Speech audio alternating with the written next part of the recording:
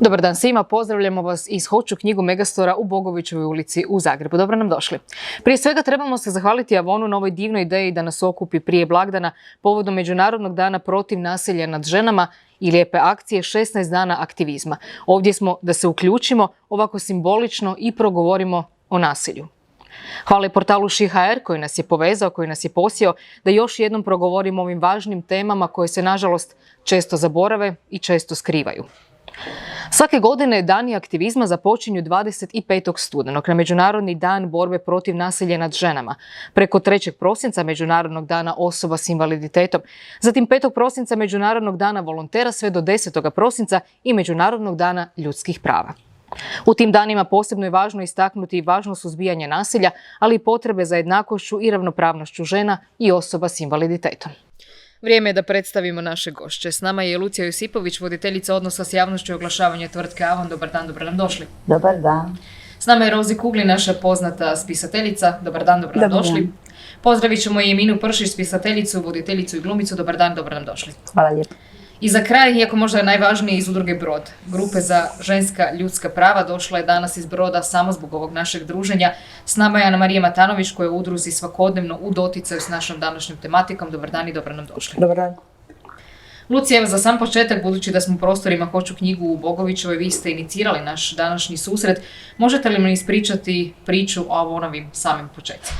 Pa evo, rekli ste inicirali, postoji poseban razlog, dakle 25.11. je Svjetski dan borbe protiv nasilja i počinje 16 dana aktivizma, pa smo htjeli ovako jednim razgovorom opet potaknuti tu temu o kojoj treba uvijek govoriti i koja zapravo uvijek treba biti prisutna.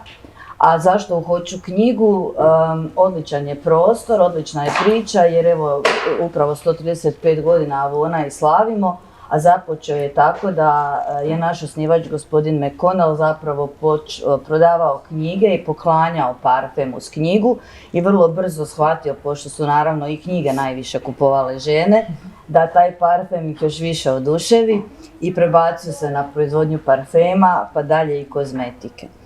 I zato je lijepo što danas s nama evo, imamo ispisateljice koje opet pak i progovaraju o ovoj važnoj temi kroz svoju riječ, pa ćemo evo stvarno sa svih strana sagledati i čuti zašto je važno uvijek progovarati protiv nasilja. Avonova globalna kampanja za borbu protiv nasilja nad ženama kontinuirano traje u više od 50 država u kojima poslujete. Ponosni smo što je Hrvatska jedna od njih. Kako i kada ste se priključili ovoj kampanji? Da, evo i u Hrvatskoj smo već više od 10 godina, donirali smo više od 3 milijuna kuna. Zapravo zahvaljujemo svim našim korisnicima koji kupnjom proizvoda sa znakom beskonačnosti, evo ja ponosno nosim broš, vidite tu isto par detalja, dakle ti proizvodi sa znakom beskonačnosti su način da svatko tko želi sudjeluje i donira i bude dio humanitarne obitelji naše. Hvala puno za sada. Anamarija, malo ćemo se prebaciti na vas. Svakoga dana, nažalost, evo prema podacima UN-a, zbog sadašnjeg ili bivšeg partnera strada 137 žena. To su strašni podaci. Koliko se žene usude tražiti pomoć i u kojim to situacijama? Pa da, kada pričamo o Hrvatskoj, to mi je u principu svaka treća žena trpi jedan od oblika nasilja. Da li se žene usude tražiti pomoć? Da kako da se usude? Samo mi sad pričamo u globalno Hrvatskoj. Znači ja dolazim iz istočnog dijela Slavonije, u kojem recimo nam se godišnje obrate preko 300 žena i toliko isto žena smo recimo unazad 12 godina, odnosno nekakvih 500 žena smjestili u sklonište za žene žrtve obiteljskog nasilja. Znači po tim brojkama vidimo da se žene usude. E sad, o kakvom sustavu pomoći mi pričamo? Znači to je nevladina organizacija koja pokriva jedan uži spektar. Znači tu imamo još prijave na policiju žena koje kod nas ne dođu ili prijave na centar za socijalnu skrb koje kasnije ne uđu u proceduru pomoći. Tako da iz tog aspekta, obzirom koliko prijava ima i koliko općenito po neslužbenim podacima nasilja ima, možemo reći da se žene usude, ali to još uvijek nije dovoljno. Da li je sad to nepovjerenje u institucije, da li je to nemoć, da li one jednostavno ne mogu izaći iz tog začaranog kruga, što je najčešće tako. Znači to su nekakvi aspekti koje recimo utječu na to. Mi kad uzmemo u obzir da u zadnjih 10 godina, odnosno 11, u Hrvatskoj je ubijeno 313 žena, znači na manje od 4 milijuna ljudi, to je iznimna visoka stopa femicida. Mi smo jedna od vodećih zemalja u Europi koja imamo tako visok femicid. Upravo zato je važno imati ovakva druženja i o tome glasno govoriti. Apsolutno da. Spomenuli ste sklonište za žene, koliko je važna ta konkretna pomoć i podrška. Uspiju li se žene i kako izvući iz tog kruga nasilja, početi živjeti samostalno s djecom, onako kako bi zapravo trebale živjeti? Pa ovi zadnji trendovi, znači zadnjih par godina pokazuju da sve uspješnije žene, znači, izlaze iz tog začaranog kruga nasilja, onda da se sve manje vraćaju u nasilne sredine. Sad su razne okolnosti, ali zašto se žene vraćaju? Neke se vraćaju iz ekonomskih razloga, neke se vraćaju zbog djece, neke se vraćaju jednostavno jer žele pokušati ponovo i to zna trajati duži niz godina. Znači, sklonište funkcionira tako da žene mogu ući do 3 puta u sklonište jer smo svjesni da to nije lagan proces. Znači, nama je, kad gledamo s neke distance, reći ok, trpi nasilje, može izaći iz njega. No, međutim, to je vrlo začaran proces gdje se žene love na bilo koje sitnice gdje pokušavaju popraviti. Tako da ja mogu reći da žene traže pomoć i da sve više traže pomoć, ali recimo za vrijeme pandemije smo bilježili, znači, niži broj prijava i općenito žena koji su se obraćale kod nas u savjetovalište i skloništa. Da bi sad već se ponovo počeo taj broj penjati, ali za vrijeme pandemije ono što moram naglasiti, žene su zapravo bile te koje su najviše trpile, jer su one uglavnom sve u tim uslužnim djelatnostima i odgojnim koje nisu u principu stajale za vrijeme cijele pandemije. I plus tog su još obnašale kućne poslove. Možemo li mi sad ovim putem poslati neku poruku? Apsolutno, mislim samo ne znam iz kojeg konteksta više, znači ja želim da ovo bude jedan ravnopravan svijet, da žene recimo uvjetno rečeno mogu podijeliti uloge s muškarcima, da možemo raditi po nekakvim našim talentima, ali ne po onom što nam se nametnulo po stereotipima ili tako nečemu. Rozi, vaš spisateljski put nije bio nimalo lagan, jeste li vi kada osjetili nepravdu prema vama kao ženi ili kao majci? Pa ne samo da sam osjetila nepravdu, ja sam doista osjetila zlostavljanje u pravom smislu riječi. Dakle, kada sam se usudila sa 2 male djece pobjeći, moj bivši muž je promijenio bravu na vratima. Ja se nikada nisam vratila u stan, tako da ja točno znam o čemu pričate. Zahvalna sam beskonačno mojim roditeljima što su nas primili, još dan danas sam kod njih. Znači, svjesna sam da se život može ovako promijeniti maltene preko noći i da se svakom mogu dogoditi takve neke stvari. Znači, ja znam što znači kada te dohvati ona goruća mržnja, kada ljudskost nestane sa scene, kada institucije u kojoj se svi zaklinju, zakažu, kada te izdaju ljudi kojima u konačnici plaćaš da štite tebe i tvoju djecu, jer ja sam se tada nalazila u jako teškoj psihičkoj situaciji. Znam sve i o smijehu i o riječima ne možeš mi ništa i znate, to boli. To boli žrtve kada vide svoje zlostavljače, znači da mirno šeću ulicama, da se ništa nije dogodilo. Evo, ja mogu reći da sam se izvukla iz toga. Platila jesam jako veliku cijenu, možda čak je plaćam i dan danas, ali jednostavno duševni mir nema cijenu. To je bitno, jako bitno za naglasiti i podcrtati. Ja vjerujem da će upravo ove vaše riječi izrečene ovdje i na ovaj način mnogim ženama otvoriti oči, možda im dati snagu upravo da kažu same sebi, možda je sad baš vrijeme da kažem, bilo bi dosta. Tako je, Hvala vam puno. Hvala. Progovorili ste o tom nasilju u romanu Hod po rubu, tu i roman Nisam ti rekla. Čuli smo odakle interes za tom tematikom, evo nažalost još neki ružni podaci. Svake godine oko 50 žena u EU izgubi život zbog nasilja u obitelji. Tijekom ograničavanja kretanja ta brojka se povećala i to smo čuli. Žrtvama je bilo teže doći do pomoći i istovremeno veća upotreba interneta, a tijekom pandemije povećala je rodno uvjetovano nasilje na internetu, nažalost i seksualno zlostavljanje djece, posebice djevojčica. Pa da, zapravo se dešava jedan svojevrstan apsurd. Znači, uslijed pandemije koronavirusa nekako smo bili prisiljeni ostati kod kuće. Znači, ta karantena kao nekakva protupandemijska mjera pokazala se kao vrlo učinkovitom u borbi za očuvanje našeg zdravlja i zdravlja naše okoline. No, međutim, istovremeno pojava nasilja koja se dešava unutar 4 zida je zabilježena. Znači, jednostavno razlozi, o tome se puno pričalo, znači naravno da je rizik bio već u onim obiteljima gdje je i prije bilo nasilja. No međutim, kako psihijatri, psiholozi pa i predstavnici udruga civilnog društva upozoravaju jasno i glasno i to isto tako treba naglašavati, znači da se uslijed svega toga što se nama sada događa, znači i ta pandemija i te izolacije, i ti neki strahovi razno razni, šta će biti, hoćemo li ostati bez posla i kako sve to organizirati, dovodi do pucanja ljudi. Znači, nije rijetkost da neko tako pukne, tako da se i tada u tim obiteljima gdje prije nije bilo zabilježenog nasilja može dogoditi to nasilje i dešava se nasilje.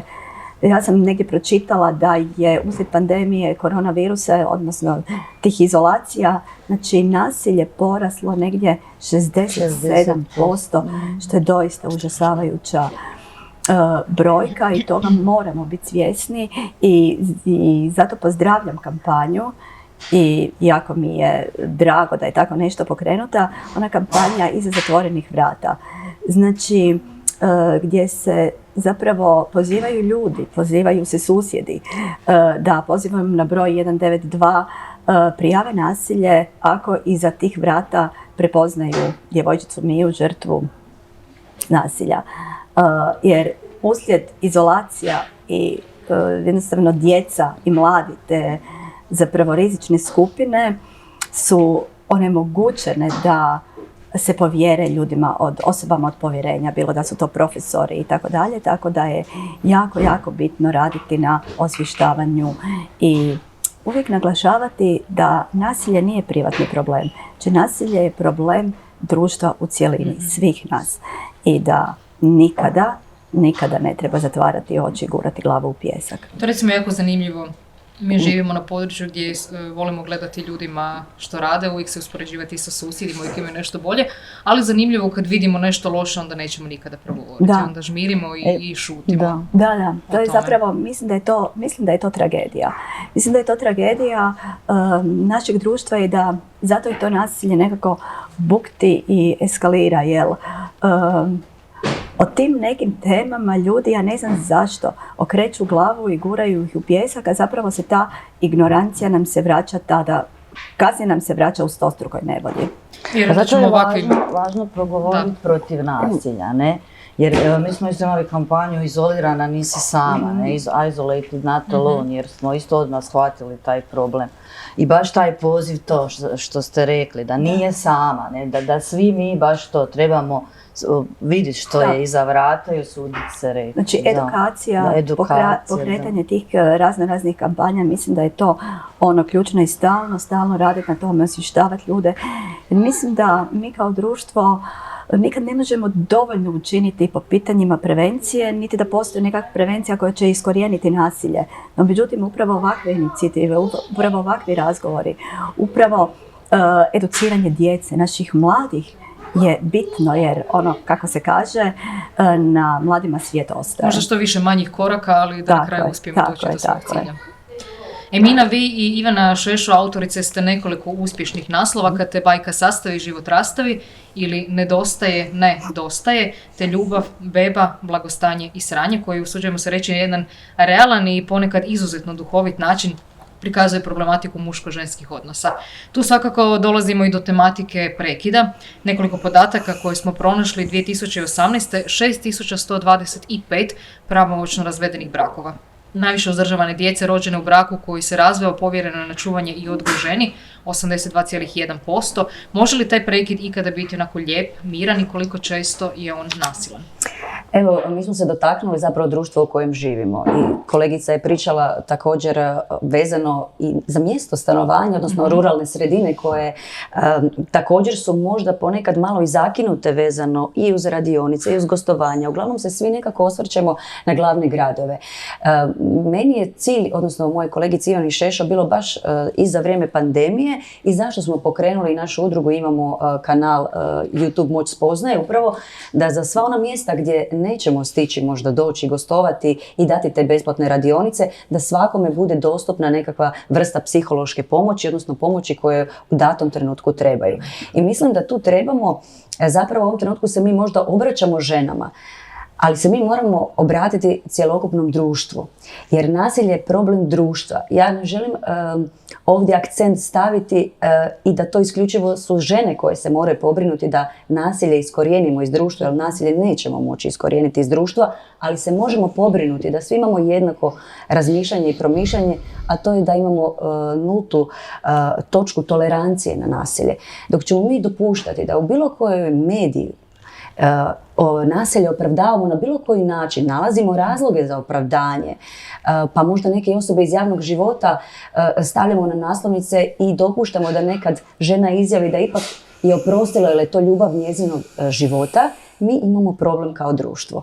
Za nasilje ne smijemo imati senzibilitet, nasilje trebamo zapravo imenovati onako kako jest nasilje, trebamo educirati mlade ljude već u srednjim školama.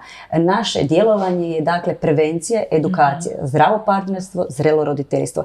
I kada bi imali mjesto u školskom kurikulumu, uvesti tako jedne sate na satu razredne zajednice, pa evo ugostiti kolegicu, spisateljicu koja je s nama danas ovdje, odnosno nas koji smo spremni besplatno volontirati, pričati o toj problematici, osvještavati ljude vezano uz nasilje, onda bi se mi manje bavili problemima, a više rješenjima. Odnosno, evo, rekla je kolegica također koliko se novaca izdvaja za tu prevenciju. Kada dođe do problema, mi smo svi jako glasni, jako puno uzimamo prostora na društvenim mrežama, pričamo, iščuđavamo se. Pa smo pričali, evo ga, i o djevojčici nedavno koja je ubijena, pa ocu koji je bacio 3 djece niz balkon. Ali se to jako brzo i zaboravi. Znači, bavimo se problemom konstantno. Ja sam tu ona koja zagovara i dalje edukaciju, prevenciju, što mladih, što žena. I ono što bih danas voljela kao poruku istaknuti ženama jest da ulažu u svoju neovisnost, bilo financijsku, odnosno ekonomsku, bilo vezano za edukaciju. Jer mislim da je najveći razlog, i postotak, evo ispravite me ako nije, to što žene ovise i dalje u velikoj mjeri o muškarcima, odnosno o zajednici gdje se nalaze. Kada bi one imale tu financijsku, odnosno ekonomsku neovisnost, odnosno svoje hobi, zaposlenje, svoje prijatelje i cjelokupnu podršku obitelji, onda bi one lakše se i odlučile na taj korak i rekle da je dosta. Spomenuli ste društvene mreže, to je onako jedan veliki faktor, svi volimo tamo voditi borbi, biti glasni i jako pametni. Bilo bi lijepo kad bismo uspjeli dio toga preslikati na stvarni život, pa to što govorimo tamo gdje nas vide prijatelji stvarno sprovesti u djelo i možda pomoći upravo tim ženama o kojima govorimo. Meni se jednostavno ne sviđa na društvenim mrežama kada i dođe do tog slučaja i mediji prenose, kada onda opet neko komentira ja bi ubio, ja bi prebio. Dakle, mi se opet mi se vrtimo jedan začarani krug. Dakle, i vi koji bi toga nekoga prebili, vi ste isto nasilni. Dakle, to nije rješenje. To što biste vi nekoga kaznili zbog toga što je nešto napravio, vi niste adekvatno ništa riješili. Mi se uvijek moramo fokusirati na to što možemo napraviti da uopće do toga ne dođe. Stručnjaci često upozoravaju da upravo vršnjačko nasilje nastaje po modelu ponašanja naučenom od roditelja. Budući da se bavite tematikom vršnjačkog nasilja, mislite li da to vodi do kasnijeg nasilja u obitelji, u društvu? Tu pričamo o transgeneracijskom prijenosu. Dakle, i okolini u kojoj živimo, svakako je dobro ne zatvarati oči ukoliko je osoba ima prilike odrastati u obiteljima u kojima je nasilje nekakva svakodnevnica. Vrlo često će on taj obrazac ponašanja zapravo prihvatiti kao nešto što je njemu poznato, bez obzira da li je to loše ili nije loše. On ga prepoznaje kao njemu nešto blisko.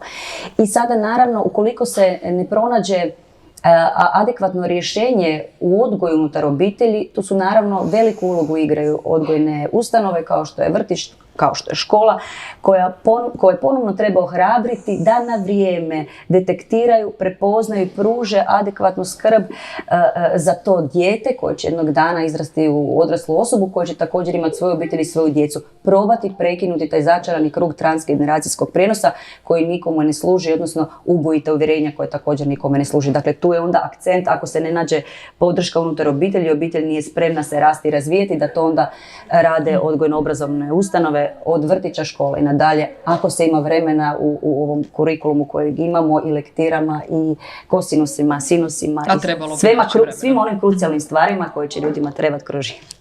Ana Marija, što vi mislite o ovoj temi?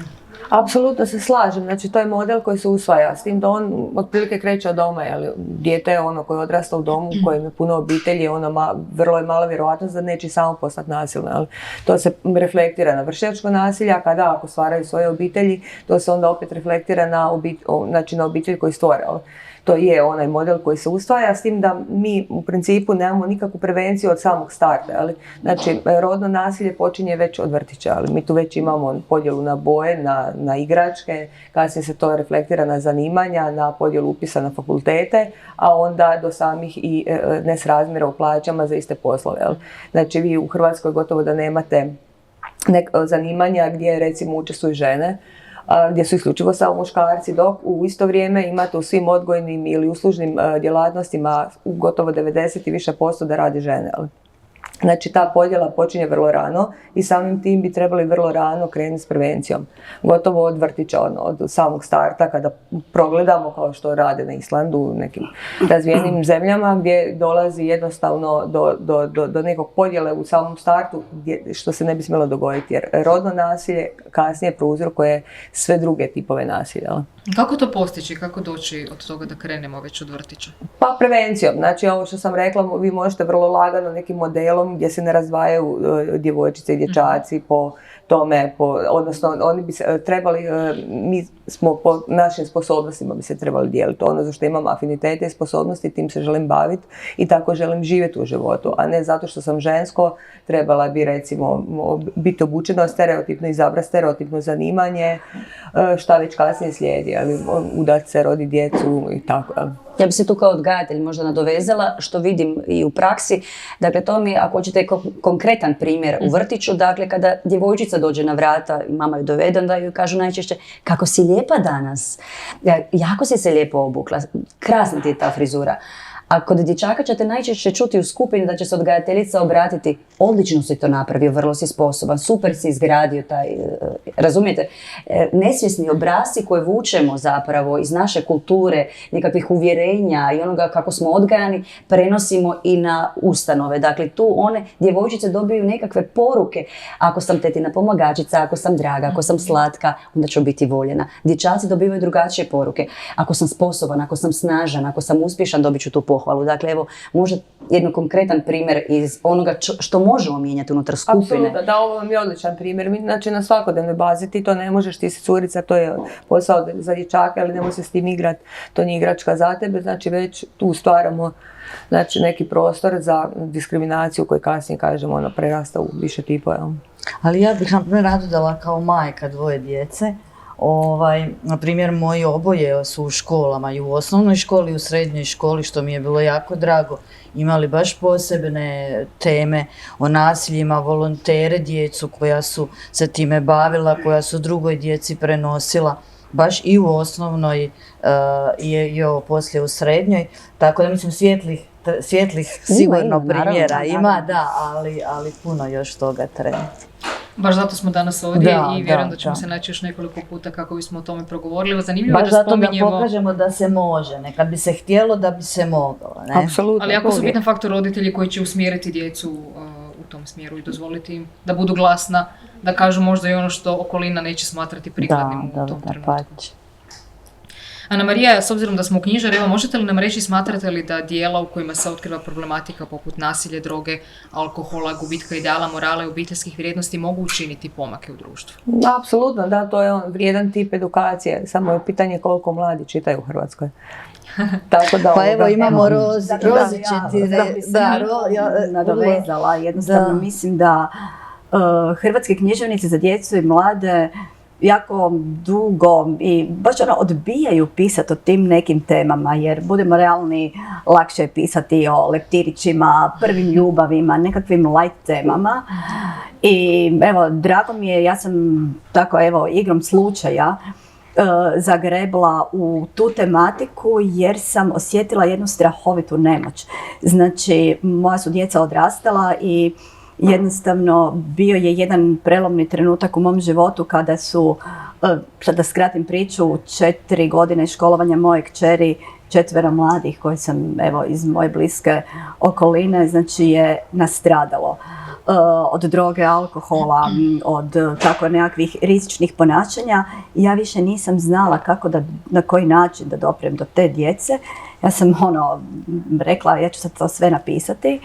I ono što je bitno, znači bitno je pisati, bitno je progovarati o tim temama, ali na način da nas djeca čuju, da čuju tu priču, znači da se njima obraćaš njihovim jezikom, to je bitno, znači kroz njihov život, jezikom koji će nekim zaparati uši, jer ako pišeš o nasilju, tada moraš koristiti i te neke riječi specifične, znači neće mladi nasilnik reći 100 mu gromova ili kvravcu ili nešto, on će doista opsovati, ali onako. Dovoljno je samo ući u tramvaj i čuti kako se danas rječnik mladih ljudi. Znači, mislim da je bitno progovarati, mislim ne da je bitno, nego je jako bitno progovarati i opisati tim temama kako bi zajedno sa mladima stvorili neki novi svijet. I mislim da, ja sam jako ponosna što moje knjige, i Hod po rubu je prepoznat kao jedna od tih knjiga. Ona je nositelj javno-zdravstvene kampanje Nije cool biti buli, prepoznata je od raznih stručnjaka, ušla je u škole, znači kao jedan edukativni alat koji baš progovara o tome, osvješćuje temu vršnjačkog nasilja.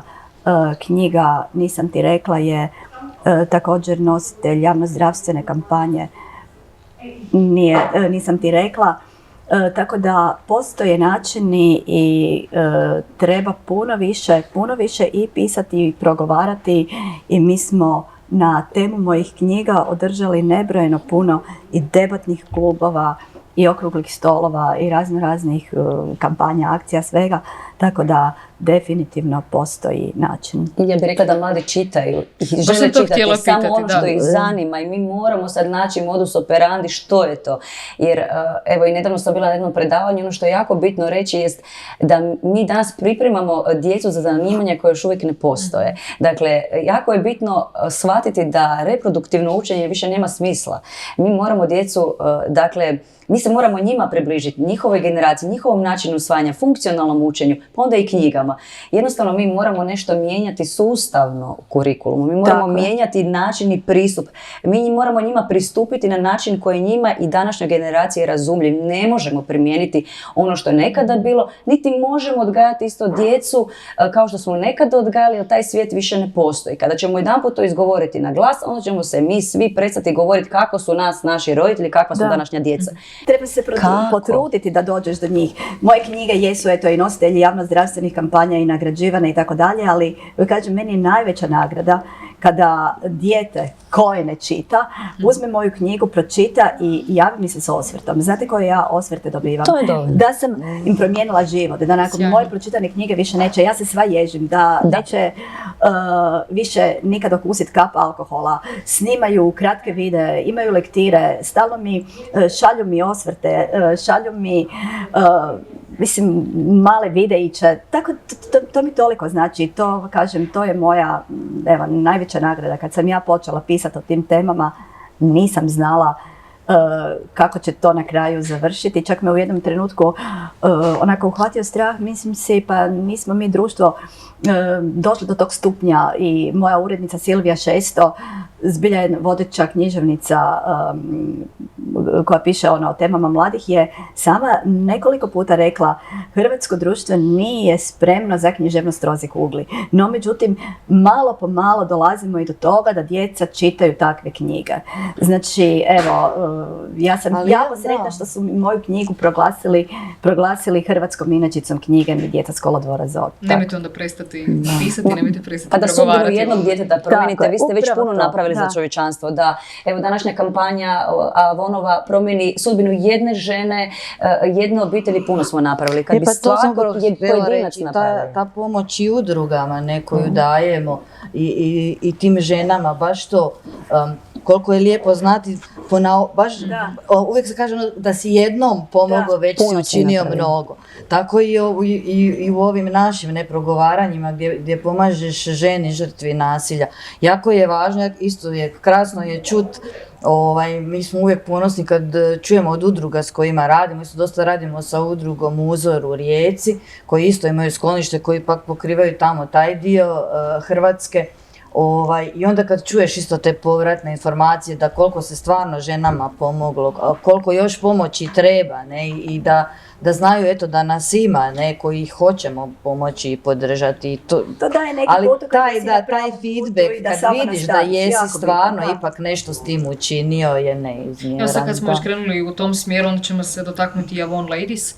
To je često jedina prilika ženama za zaposlenje, pa malo da i o tome pričam. Pa to mi je bilo drago kad si ti spomenula koliko je važna samostalnost, ne? Jer i to je jedan način, evo, mi stvarno uvijek pozivamo žene da ako je potrebno i ako nije, naravno može biti i hobi, ali može biti i pravi posao raditi Avon. Dakle, tu već možeš jedan korak prema samostalnosti pronaći, gdje dobiješ podršku od kompanije za razvojem od samog početka i gdje se eto možeš pronaći ako želiš. Dakle, i to je jedan od aspekata dosta važan u ovoj priči.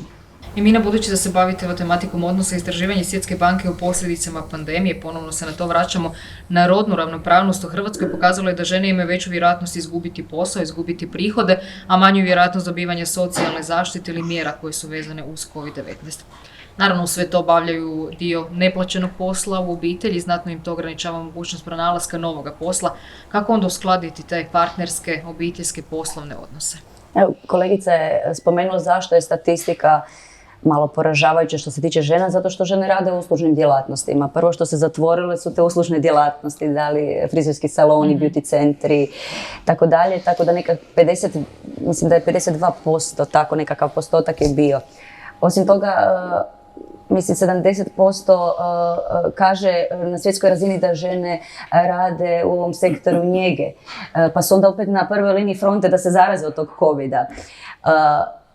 Opet je anketa pokazala neki 73% da kada smo bili u karanteni da su žene morale zapravo potegnuti ovaj dio vezan uz kućanske poslove, odnosno edukaciju online djece. I sad kako uskladiti ovo pitanje da budeš uspješna poslovna žena i da budeš majka, žena kraljica, ja mislim da to moraš biti malo i čarobnjak. I da se kloniraš. Da se malo kloniraš. Dobro, ja ću reći da moraš imati dobrog muža, tako je. Hvala Bogu i na nekim takvima. Hoćemo i pozdraviti takve, podržati naravno. Idući puta njih pozvati malo na druženje. Mislim da ste možda čak i spomenuli, no ako nismo, imate udrugu YouTube kanal Moć spoznaje. U opisu piše da je otvoren u svrhu emocionalnog opismenjavanja ljudi. Pretpostavljam da ste i tamo progovorili o nasilju nad ženama i nasilju u obitelji. Evo, vašim pozivom ste me inspirirali da baš smo jučer Ivana i ja snimile jedan takav videoklip. Do sada se nismo snimili na tu temu, ali kroz knjige progovaramo i strogo zauzimamo stav, kao što sam ranije najavila, da kao društvo trebamo imati nultu točku tolerancije na nasilje. U knjizi jednostavnim jezikom, svima razumljivim, pojašnjavamo, pogotovo u prvoj knjizi nedostaje, dakle tu jasno progovaramo da žene trebaju znati kada je dosta na vrijeme, da ne postoji onaj otirač za cipele, jer kada jednog dana postanu taj otirač za cipele, neće imati snage niti da odu iz takvih destruktivnih odnosa. Pogotovo svjedočimo nekakvim odnosima u kojem se razviju ti patološki odnosi iz kojih oni zaista niti ne znaju kako izaći. Jednostavno im to postane nešto prirodno i uvjerenje okoline gdje ćeš naći boljeg, pa niko te neće voljeti i tako dalje. Dakle, mi kroz knjige zaista progovaramo, mi smo kao knjiga prijateljica koja te sluša, koja će ti pružiti razumijevanje, koja će ti reći jednostavno da sam doneseš zaključak. Ne nudimo instant rješenja. Naše knjige nisu self-help knjige koje nude instant rješenja. Ti iz naših knjiga možeš pronaći ljekovite rečenice koje će ti služiti kroz život i doći do svojih zaključaka. Ali jasno, dakle, progovaramo o tome šta je zdravo partnerstvo, zrelo roditeljstvo, prepoznaj nasilnika na vrijeme, zauzmi se za sebe i jednostavno kreni dalje, prihvatiti poraz da bi pobjedio. To je zapravo možda i najteže koji put. Jest možda najteže, ali nije neostvarivo. I opet se vraćamo na onaj početak. Razlika na koji način će netko izaći iz nekog odnosa nezadovoljavajućeg je vezano koliko stupova su mu ostali. Dakle, Ako ja sve vežem za svog partnera, dakle i hobi, i posao, i prijatelje, onda ja kada ostanem bez tog partnera, ja ostanem bez cijelog svijeta. A možda kolegica do mene će ostati samo bez partnera, pa će imati druga 3 stupa života koju će držati. Obitelj, prijatelji, hobi, financije, posao. Dakle, tu je razlika od veze do veze i zato naglasak i za mlade ljude, evo ja imam kćer koju želim odgojiti na način da ne veže sve isključivo za partnersku ljubav i da partnerska ljubav nije ona jedina najuzvišenija, nego postoje više vrste ljubavi, trebamo se okrenuti ka tome, naravno samosvijesti, obitelj, prijatelji, hobi, posao i to nikada ne izgubiti. Evo, tu bi nekakav naglasak stavila i tu bi možda bilo nekakva i opet poruka za žene. Prosti, ja bi samo da nam Ana Marija kaže baš vezano na to. Vjerojatno i velik taj postotak, ako se ja sjećam, nekad je bio, jel se promijenio tih žena baš koje vam i dođu pa se vrate, baš to evo što kaže Emina, da je važno u kojem je stupnju, da treba na vrijeme reći dosta je, ne? Apsolutno, da, slažem se s kolegicom sve što je rekla, ali ono s čim se mi najviše, koji je najveći problem, Hrvatska je u cijelosti konzervativna zemlja koja isključivo stavlja nekakav superlativ na muško-ženske odnose, znači obitelj je sve. Znači vi pod takvim pritiskom da trebate stvoriti obitelj i da je u konačnici trebate održati kako god ona bila. Jel? To je užasan pritisak i na muškarce, ali uglavnom na žene, tako da mi u principu u cijelosti društvo se bavi s tim kako napraviti odnos, kako napraviti zajednicu koja je uglavnom otac, majka i djeca i onda u konačnici kako je zadržati. Znači to je odlika svake konzervativne zemlje, tako i Hrvatske, a u nastavku znači imamo problema s tim slobodama, kako biti sama žena, kako ne imati partnera, kako imati partnericu i tako dalje. Ali ono što je važno kada se osnuje zajednica i kada krene po zlu, recimo u ovom slučaju kad je nasilje u pitanju, vi bi u principu očekivali od žene da prepozna odmah na recimo prvi šamar, okrene se i ode. Ali to nije tako, ovo što je Lucija rekla. Znači to se događa da ona više puta odlazi, da se vraća, jer upravo najviše iz financijskih razloga, a onda je tu to održavanje obitelji, koja je u Hrvatskoj gotovo sveta. Bojimo li se mi zapravo biti sami? Pa ja, u principu da, zato što je užasno velik pritisak društva na to da, znači, vi morate jednostavno imati partnera, u nastavku obitelj, djecu, ako to nemate, onda zašto nemate partnera, ako imate samo partnera, zašto vam to nije muž, ako vam je muž, zašto nemate dijete, ako imate jedno dijete, zašto samo jedno, a ako imate više od dvoje, zašto imate troje i tako. Znači, u Hrvatskoj uglavnom, znači, mi volimo voditi računa o tuđim životima, zato što jednostavno vučemo te predrasude i stereotipe, nismo na toj razini osviještenosti gdje možemo prihvatiti te razlike, gdje ljudi mogu uvjetno rečeno živjeti slobodnije, odnosno živjeti svoj život. Ali vjerujem da ćemo doći. Pa mi svi u konačnici ovdje radimo na tome, a i kao društvo se već trudimo i ako ništa drugo, mi imamo uzor nekakve zemlje, obzirom da smo u Europskoj uniji, pa pokušavamo njih nekako bar stići, jer su oni po tom pitanju daleko ispred nas, jel? Čuli smo, spomenut ćemo još jednom, Avon već dugi niz godina donira i konkretno pomaže ženama, tako i za borbu protiv nasilja. Što konkretno financijska pomoć znači vama za rad i koliko znači Avonu i zaposlenicima, Lucija? A i ove godine, kao i prethodnih godina, je Avon dao 50.000 kuna udruzi Brod. To nam je jako velika pomoć s obzirom na trenutno stanje općenito, kakva je situacija prema ženama općenito u Hrvatskoj. Znači samim tim to prati i financije. Mi sad ne možemo pričati da postoji nekako ministarstvo za žene gdje se izdvajaju nekakve svote protiv prevencije ili protiv nasilja, za prevenciju i protiv nasilja žena u obitelji. Tako da svaka donacija, pogotovo donacija od 50.000 kuna, jako dobro dođe. A osim donacije nama jako puno znači kampanje, jer je to upravo ono što smo cijelo vrijeme pričali, diže neku svijest društva koja govori o nasilju protiv žena. Znači to je ono također nešto što je važno osim financija, ali financije naravno najviše. Lucija, što ovakve kampanje? Pa mislim, naši zaposleni su naravno ponosni što su dio takve kompanije, ali mi smo ponosni što zapravo svi možemo i trebamo biti dio te priče i progovarati, što evo i kroz naše proizvode, reći još jednom sa znakom beskonačnosti, možeš biti dio te priče i što zapravo imamo ovako snažne žene koje će uvijek tu priču i progovarati dalje i nositi, ne? Evo, ja bih rekla samo za kraj da pozdravljam svaku ovakvu inicijativu, svaki okrugli stol koji radi na osvješćivanju, znači na prevenciji nasilja, jer mislim da je upravo šutnja štiti zlostavljače, znači šutnja žrtve, šutnja društva. I zato je bitno pričati, zato je bitno progovarati, zato je bitno motivirati žene i nekako im dati do znanja da je sva moć u njima i da su one jedine koje imaju snagu zapravo prekinuti taj začarani krug. Nije lako, ali je doista vrijedno. Hvala vam puno. Drage moje dame, hvala vam puno na današnjem druženju. Bila mi je stvarno čast razgovarati o ovoj itekako važnoj temi. Nemojte nikada prestati biti glasne, prestati pisati, prestati čitati i o ovome govoriti. Hvala vam puno. Hvala. Hvala još jednom našim sugovornicama i hvala našim domaćinima. Svima vama, naravno, poruka, nemojte se bojati. Javno progovorite o nasilju ako mu svjedočite ili ako ste zlostavljani. Važno je da znate da ima načina da se nasilje zaustavi. Ima nas koji smo tu da pomognemo. Progovori protiv nasilja.